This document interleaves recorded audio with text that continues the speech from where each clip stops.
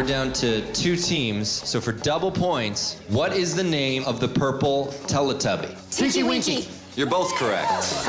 He always carried a Red purse. Ooh, I'm a rebel just for kicks now. Max is very Game Night. competitive, as am I. It is directed by John Francis Daley and Jonathan Goldstein, probably best known for Horrible Bosses 1 and 2, and Vacation.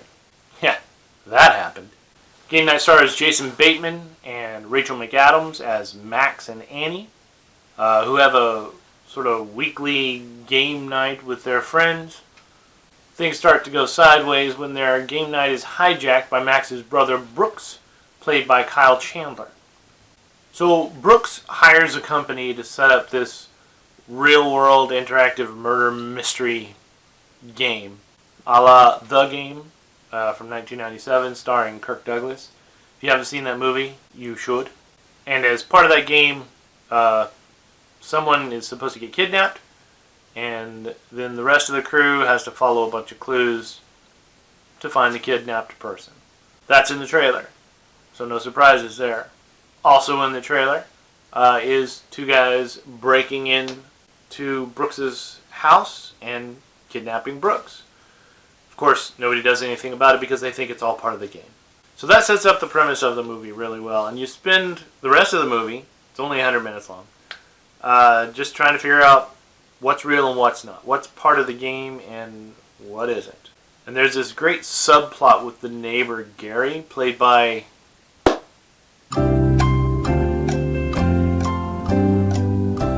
Jesse Plemons, who's way creepy in this movie, and that interweaves with the plot of Brooks's game really well. It's a lot of fun trying to figure out what's what. Now, full disclosure here, over the last decade now, I've really fallen out of love with comedies, and I can't explain why. And once I realized who was directing this movie, I went ahead and set my expectations pretty low, safely low. Turns out I didn't need to. I was actually surprised by how much I enjoyed this movie. So, Date Night, surprisingly, eschews the overtly adult and juvenile potty humor that usually permeates the typical modern comedy. Yes, even the good ones. And actually goes for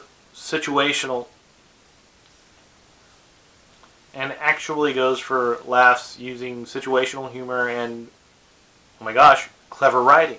Most of what happens in Game Night is plausible, emphasis on most, which helps to ground the whole murder mystery aspect of the movie.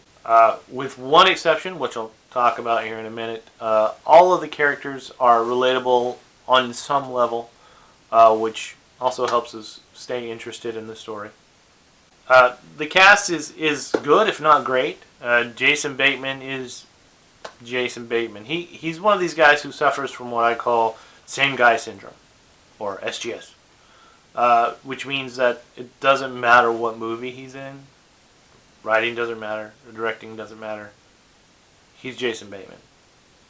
We just call him by a different name. Same guy syndrome. Rachel McAdams, however, is fantastic in this movie, and she really gets to stretch her comedic legs to our benefit. The other standout is the aforementioned exception, and his name is Billy Magnuson, plays the character of Ryan. And he's hilarious, though admittedly at first he's more irritating than anything, because it takes you a little bit to kind of process how he sees things, how his brain works, or doesn't, depending on your perspective. But once you start to understand him, he becomes hilarious, and he seals all of his scenes with a healthy dose of humor and a surprising turn of almost innocent charm. It kind of threw me, but in a good way. Now, typically when talking about comedies, I don't talk much about the cinematography side of things, unless I'm talking about like Edgar Wright or Wes Anderson. But there were a couple of choices I thought were really cool. I just haven't landed on whether I think they helped more to immerse or distract. The first is 3 specific instances of tilt shift. If you're not familiar with the term tilt shift, you've probably seen it in action. It's where they simulate a shallow depth of field, and it makes everything real look miniature. The second thing is basically just a camera mount on a car, but from like way back. I still haven't figured out how they did the shots, and Google wasn't very helpful either. Ultimately, I actually enjoyed game night, and it helps that the more I think about it, the more I process the whole series of events, the more I actually enjoy the movie, or I enjoy remembering the movie. Maybe I won't enjoy watching it again, I don't know. Either way, continuing with my not completely set in stone rating system, I'm going to go 3 out of 5 stars. I think it was a good movie. I don't know if it's worth paying to see in the theater, and I'm not sure I'll ever purchase it either. But I liked it. That's it, guys. Have you seen Game Night yet? Are you one of the few who actually liked Vacation? Comment below. I started to say comment below, let me know, but that's a Jeremy Johns thing. I can't do that. Either way, comment, subscribe, thumbs up, all that stuff. And hey, if you're a fan of 80s cartoons, stick around for a little bonus fact here in just a second. Bonus fact! Yeah, I really need to work on a transition for that. Anyways, while I was doing some research for Game Night, I found out that the directors of this movie, John Francis Daly and Jonathan Goldstein, are actually working on a live-action adaptation of the 1980s cartoon Mask, which stands for Mobile Armored Strike Command. Yeah, I had to look it up. Which is awesome for a guy like me. I love 80s cartoons, Transformers, He-Man, G.I. Joe, Thundercats, all that stuff.